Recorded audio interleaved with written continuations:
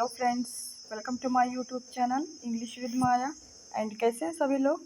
I hope अच्छे होंगे friend. तो फ्रेंड, आज हम लोग पढ़ने वाले हैं पोइट्री के मोस्ट इम्पॉर्टेंट क्वेश्चंस को। तो चलिए फ्रेंड्स, क्लास को स्टार्ट करते हैं।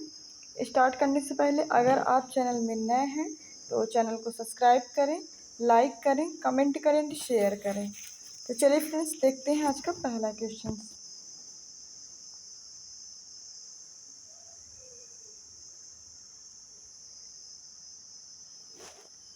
देखिए, हु कॉल्स पोएट्री, पोएट्री को किसने बुलाया? क्या? A speaking picture with the end to teach and delight. मतलब कि पोएट्री को किसने कहा, पोएट्री को किसने बुलाया कि जो पिक्चर होती है पोएट्री की वो हमेशा हमें क्या है, जैसे लास्ट होती है पोयम, उसके बाद में हमें क्या सिखाती है? कुछ चीज़ें हमारे लाइफ से रिलेटेड सिखाती है हमको। डिलाइट से मतलब कि हमारे लाइफ से रिलेटेड काफ़ी चीज़ें अंत में कुछ ना कुछ हमें सीख दे करके जाती है। क्या? पोएट्री। तो ये बात किसने कही है पोएट्री के बारे में? प्लेटो ने कहा है कि एरिस्टोटल ने कहा है, या फिर होमर ने कहा है, या फिर वर्जिल ने कहा है? तो फ्रेंड, ये जो बातें हैं पोएट्री के बारे में, ये कहा है आपके एरिस्टोटल साहब ने। किसने कहा है? एरिस्टोटल साहब ने ये बात कही है कि पोइट्री की जो पिक्चर्स होती है हमेशा एंड में हमें कुछ ना कुछ सीख दे करके जाती है। ओके, सो राइट ऑप्शन आपका बन जाएगा एरिस्टोटल, बी ऑप्शन करेक्ट हो जाएगा। चलिए देख लेते हैं नेक्स्ट वन क्वेश्चंस को।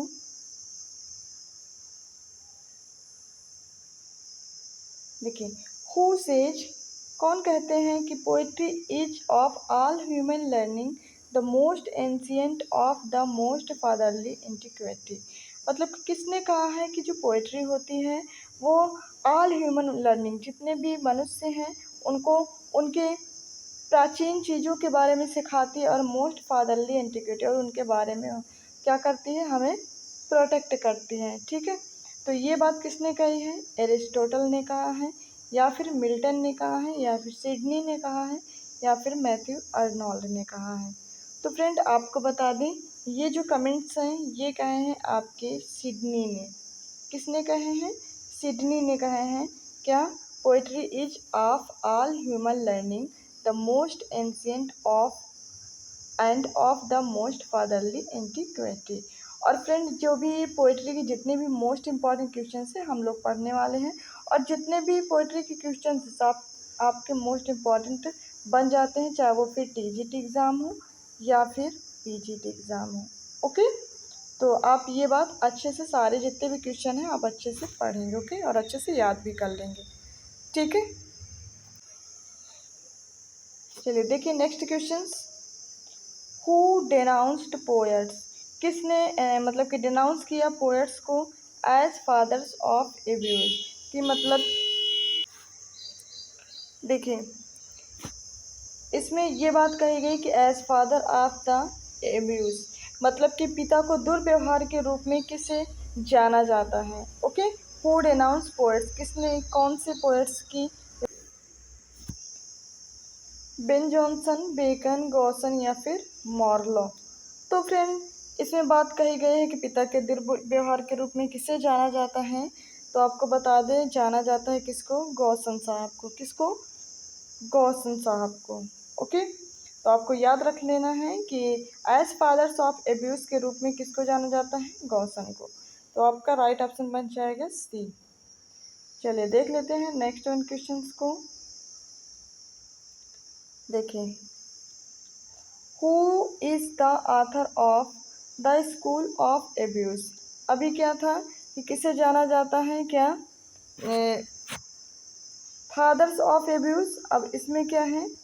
ये देखिए, इसमें क्या था? फादर ऑफ एब्यूज था, और इसमें है द स्कूल ऑफ एब्यूज, मतलब कि स्कूल के रूप में मतलब कि दुर्व्यवहार स्कूल के रूप में किस पोएट को जाना जाता है, किस ऑथर को जाना जाता है? तो आपको कंफ्यूज नहीं होना है दोनों क्वेश्चंस में, आप अच्छे से यहाँ से समझ लेंगे। इसमें है द स्कूल ऑफ एब्यूज और उसमें है the fathers of abuse.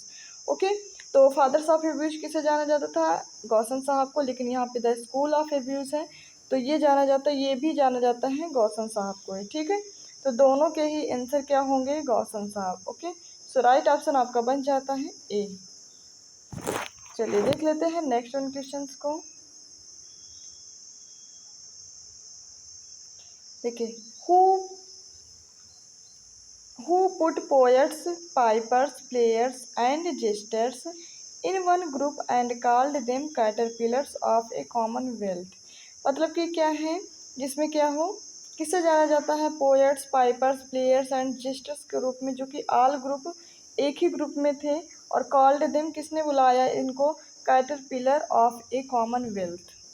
Okay, caterpillar of A Commonwealth, in group को किसने बुलाया, सिडनी ने बुलाया कि मैथ्यू अर्नोल्ड ने, या फिर गॉसन ने, या फिर बेकन ने।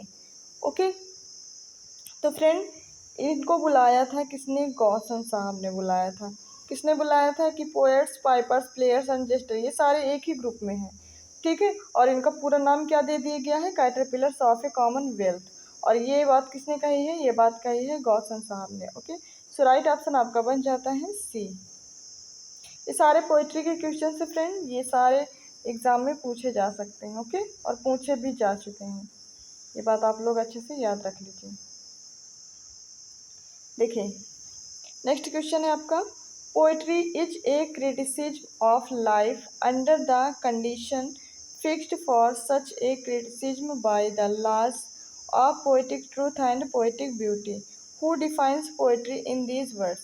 मतलब कि पोइट्री के बारे में इसमें बात कही गई है, पोइट्री को डिफाइन किया गया है। किसने डिफाइन किया है कि poetry is a criticism of life. मतलब कि जो पोइट्री होती है वो लाइफ की क्रिटिसिज्म के रूप में जानी जाती है, under the condition fixed of such a criticism by the laws of poetic truth and poetic beauty. मतलब कि जितने भी जीवन के फिक्स्ड कंडीशंस होते हैं, ओके, उनको क्रिटिसाइज किया गया है पोइटिकल, मतलब पोएटिक ट्रूथ और पोएटिक ब्यूटी के वक्त, मतलब कि ला के साथ। ओके, तो ये बात किसने डिफाइन किए हैं, वर्ड्सवर्थ ने किया है कि कॉलरिज ने, कि शैली ने, या फिर मैथ्यू अर्नोल्ड ने। ओके, तो फ्रेंड ये बात किसने कही है, तो ये बात कही गई है वर्ड्सवर्थ द्वारा। किसके द्वारा, वर्ड्सवर्थ द्वारा। तो आपका राइट ऑप्शन क्या बन जाएगा, ए। ओके, चलिए देख लेते हैं नेक्स्ट वन क्वेश्चन। देखें, poets are the unknowledged legislators of the world who said this word। Okay, तो इसमें बताना है कि ये जो लाइनें हैं ये किसने कही हैं, poets are unknowledged legislators of the world। Okay, तो इसमें जो पोएट्स होता है, ओके, जो संसार के एक, मतलब अननॉलेज, मतलब अननोन की तरीके लेजिस्लेचर का काम करता है। ये बात किसने कही है, वर्ड्सवर्थ साहब ने, शैली ने, मैथ्यू अर्नोल्ड ने, या फिर वाल्टर पेटन ने। तो फ्रेंड ये बात किसने कही है, तो ये बात कही है किसने, पीबी शैले ने कहा। किसने कहा है, पीबी शैले साहब ने कहा है कि poetry are the unacknowledged legislator of the world. Okay, तो ये बात याद रखना है, ये बात कही है पीबी शैले ने। सो राइट ऑप्शन आपका बन जाएगा बी। चलिए देख लेते हैं नेक्स्ट वन क्वेश्चंस को।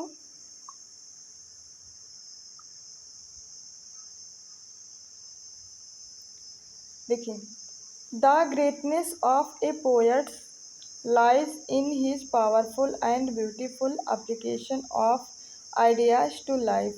To the questions how to live, whose observation is this। मतलब कि the greatness of a poet lies in his powerful and beautiful application ideas to life. मतलब ये जो लाइफ के ब्यूटीफुल अप्लीकेशन, मतलब beautiful ideas होते हैं, पावरफुल होती है, जो पोएट्स अपनी बातों से किसमें, पोएट्री में बयां करता है। तो ये हाउ टू लिव, मतलब वो बताता है कि कैसे ज़िंदगी को जीना चाहिए।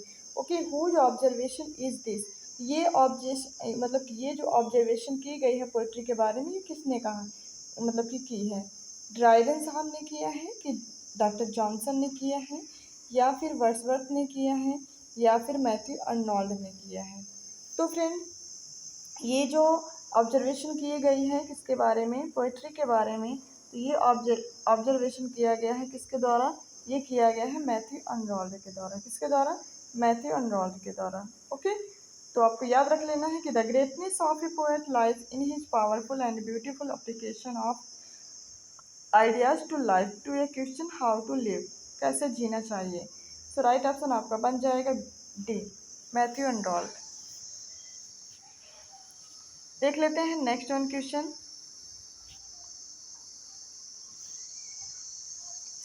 देखिए, poetry is the spontaneous overflow of powerful feeling. It takes its origin from emotions recollected in tranquility. This is Wordsworth's definition of poetry. Where does he give this definition?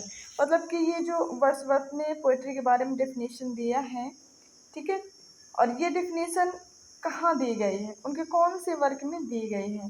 Poetry is spontaneous overflow of powerful feeling के बारे में बताया गया है। इसमें क्या होते हैं, पोएट्री में इमोशंस होते हैं, रिकलेक्टेड ट्रांक्विलिटी, मतलब एक शांति मिलती है। ओके, पोएट्री को पढ़ के। तो ये बात कहाँ दर्शाई गई है, कौन से वर्क में, in the preface to prelude के प्रीफेस में दर्शाया गया है, कि in the preface to lyrical ballads के प्रीफेस में, इन द लेटर टू, या तो फिर जो कॉलरेज को लेटर लिखा गया है उसमें, या फिर in the preface to his complete. Okay, complete poetical works में। तो फ्रेंड आपको बता दें, ये जो डेफिनेशन दी गई है पोएट्री के बारे में, तो ये कही गई है किसमें दर्शाया गया है, लिरिकल बैलेट्स जो 1798 में आई थी उसी के प्रीफेस में। प्रीफेस 1798 में नहीं, प्रीफेस आया था 1800 में। ओके, स्टार्टिंग हुई थी 1798 में, फर्स्ट एडिशन आया था, उसका प्रीफेस लिखा गया था 1800 में। Okay, preface to lyrical ballads में। सो राइट ऑप्शन आपका बन जाएगा बी। चलिए देख लेते हैं नेक्स्ट वन क्वेश्चन को। देखें, poetry is not a formula which a thousand flappers and hobble device out to be able to master in a week without any training whose views this. मतलब कि किसने ये बात कही है कि पोएट्री कोई फार्मूला नहीं है, विच ए थाउजेंड फ्लैपर, जिसमें क्या है, थाउजेंड फ्लैपर्स हो, और hobble device out to able to master week without, मतलब इसमें बिना ट्रेनिंग के एक मास्टर को क्या किया जाता है, आउट किया जाता है, मतलब कि रखा जाता है किसके रूप में, हॉबल डी हॉय के रूप में। किसके रूप में, हॉबल डी हॉय। और इसका मीनिंग्स क्या होता है फ्रेंड, तो आप लोग ये भी जान लीजिए। ओके, तो इसका मीनिंग्स होता है कि बेडौल किशोर, मतलब कि एक अजीब टाइप का जो किशोर होता है, मतलब कि यंग इंसान होता है, उसके बारे में बताता है। ठीक है, बिना ट्रेनिंग के जो बेडौल टाइप का मास्टर बन जाता है, उसके बारे में बताता है कि poetry is not a formula, ये कोई ऐसा फार्मूला नहीं है। तो ये कमेंट किसने कहे हैं, टी.एस. इलियट ने, एडमंड गोसे ने, आई.ए. रिचर्ड्स ने, या फिर एफ.आर. लेविस ने। तो फ्रेंड ये कमेंट्स कहे हैं किसने, एडमंड गोसे ने। किसने कहा है, एडमंड गोसे ने। सो राइट ऑप्शन आपका बन जाता है बी। ओके, चलिए देख लेते हैं नेक्स्ट वन क्वेश्चन। देखिए, poetry in a general sense may be defined to be the expression of imagination and poetry is can not with the origin of man who holds this view. ये जो views हैं, ये जो विचार हैं, ये किसने कहे हैं, ठीक है, कि पोएट्री एक जनरल सेंस के रूप में भी हम डिफाइन कर सकते हैं अपने एक्सप्रेशन, इमेजिनेशन, और poetries can not be origin of man, और मैन के जो ओरिजिन होता है, जो ग्रोथ होता है, उसको ये डिफाइन क्या है, कैन नॉट करती है। तो ये जो वर्ड्स हैं, ये किसने कहे हैं, शैली ने कहे हैं, कि सिडनी ने कहे हैं, कि वर्ड्सवर्थ ने कहे हैं, या फिर टी.एस. इलियट ने कहे हैं। तो फ्रेंड ये जो वर्ड हैं, ये कहे हैं आपके पी.बी. शैले ने। किसने कहा है, पी.बी. शैले ने। सो राइट ऑप्शन आपका बन जाता है ए। ओके, चलिए देख लेते हैं नेक्स्ट वन क्वेश्चंस को। देखिए, verse is only an ornament and no case to poetry, who holds this views. ये विचार किसके हैं कि जो वर्स होता है, जो पोइट्री में एक वर्स होता है, ठीक है, इसमें राइमिंग होती है, इन ओनली ऑर्नामेंट मतलब वो एक पोइट्री का क्या होता है, गहना होता है, ठीक है। नो केस टू पोइट्री, उसके बगैर पोइट्री नहीं हो सकती है। तो ये बात किसने कही है, वर्ड्सवर्थ ने कहा है, कि मिल्टन ने कहा है, कि सिडनी ने कहा है, या फिर कॉलरिज ने कहा है। तो फ्रेंड ये बात कहा है किसने, सिडनी साहब ने कहा है कि जो वर्ड्स होता है, जो फॉर्म होता है, पोइटिक जो फॉर्म होता है, वो एक गहना के रूप में पोइट्री पे काम करता है। अगर ये चीज़ नहीं है, वर्स मतलब नहीं है पोइट्री में, तो वो मतलब कि पोइट्री किसी काम की नहीं है। ओके, सो राइट ऑप्शन आपका बन जाता है सी। तो ये बातें आप अच्छे से याद रखेंगे।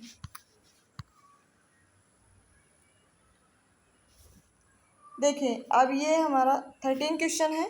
देखिए क्या है, a great poem is a fountain for ever overflowing with the waters of wisdom and delight is source of an unforeseen and conceived delight, who says this.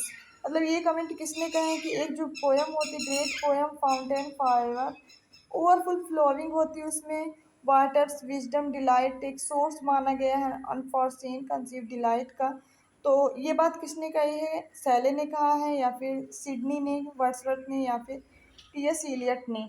Okay, तो ये जो विचार हैं किसके हैं, तो ये विचार हैं आपके सैली के, पी.बी. सैली के ये विचार हैं। ओके, उन्होंने पोयम को क्या माना है, ग्रेट पोयम को फाउंटेन फॉरएवर से ओवरफ्लोइंग करते हुए वाटर विजडम मतलब कि वाटर की जो बुद्धिमत्ता है उसकी delight source unforeseen conceive delight के रूप में काम करती है। ओके, चलिए देख लेते हैं नेक्स्ट वन।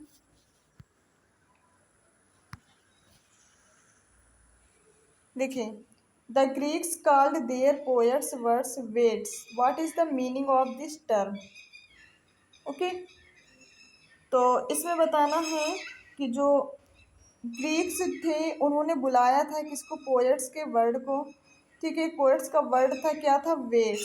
वेट्स नाम का एक कोई वर्ड्स था, तो उसने उन्होंने क्या बुलाया, वेट्स नाम बुलाया। और इसका मतलब क्या होता, what is the meaning of this term, ये कोई टर्म था। ओके, तो इसका मतलब क्या था, इसका मतलब था कि इमिटेटर्स था, कि क्रिएटर्स था, कि आर्टिस्ट था, या फिर फिलोसफर था। ये भी मोस्ट इंपॉर्टेंट क्वेश्चन बन जाता है आपके एग्जाम्स के थ्रू। तो इसका मतलब था फ्रेंड क्या, क्रिएटर्स, क्या था, क्रिएटर्स। ओके, तो वेट्स का मतलब क्या है यहाँ पे, क्रिएटर्स, जो रचना करे किसी चीज़ की। तो यहाँ पे राइट ऑप्शन आपका बन जाएगा बी। क्या बन जाएगा फ्रेंड, राइट ऑप्शन आपका बन जाएगा बी। चलिए देख लेते हैं, आज का लास्ट क्वेश्चन है आपका पोइट्री के क्वेश्चंस के, जितने पोइट्री के 15 क्वेश्चन ही मोस्ट इंपॉर्टेंट थे जो कि मैंने लिए हैं। तो चलिए फ्रेंड्स देख लेते हैं questions. As to the poetical characters itself, it has no character, the poet has none, no identity, he is certainly the most unpoetical of all God's creature. Whose observation is this? As to the poetical character itself it has no character. Political characters को itself माना गया है, it has know character, उसमें कोई character नहीं होता है। Poet has none, उसमें पोएट भी नहीं है। तो नो आइडेंटिटी, उसमें कोई भी आइडेंटिटी नहीं दिखाता। He is certainly the most unpoetical of a god's creature, मतलब में उसमें कोई भी सर्टेनली मतलब कि कोई भी अनपोएटिकल गॉड्स क्रिएचर के बारे में बताता है। तो ये ऑब्जर्वेशन किसने कहे हैं, ये ऑब्जर्वेशन किसने किया है, वर्ड्सवर्थ ने, सैली ने, कीट्स ने, या फिर टेनिसन ने। तो फ्रेंड ये जो वर्ड हैं ये कहे हैं किसने, कीट्स साहब ने, जॉन कीट्स ने। ओके, सो राइट ऑप्शन आपका बन जाता है क्या, राइट ऑप्शन आपका बन जाता है सी। तो ये थे फ्रेंड आपके टॉप 15 क्वेश्चन पोइट्री के। ओके, पोइट्री से रिलेटेड जितने भी क्वेश्चंस बन सकते थे मैंने लिए हैं। ओके, और आपने पढ़ लिया और ये क्वेश्चन आप अच्छे से तैयार कर लीजिए, ताकि एग्ज़ाम में अगर यहाँ से क्वेश्चन आ रहे हैं तो आपके क्वेश्चंस रॉन्ग ना हो। ओके, और फ्रेंड तो बताइए हमारी ये क्लास कैसी लगी। अगर आपको अच्छी लगी तो इसी तरीके जैसे पोइट्री है, बैलेड, एपिक, मॉक एपिक, सारे जितने भी उनके क्वेश्चंस बनते हैं आपको एक एक क्लास में सारे क्वेश्चन आपके पढ़ाए जाएंगे। ओके, तो आप अपना फीडबैक ज़रूर दिया करें और सेशन को लाइक, शेयर और सब्सक्राइब ज़रूर कर दिया करें। ओके फ्रेंड्स, तो चलिए फ्रेंड्स अब हम लोग क्लास को ओवर करते हैं। Thank you so much.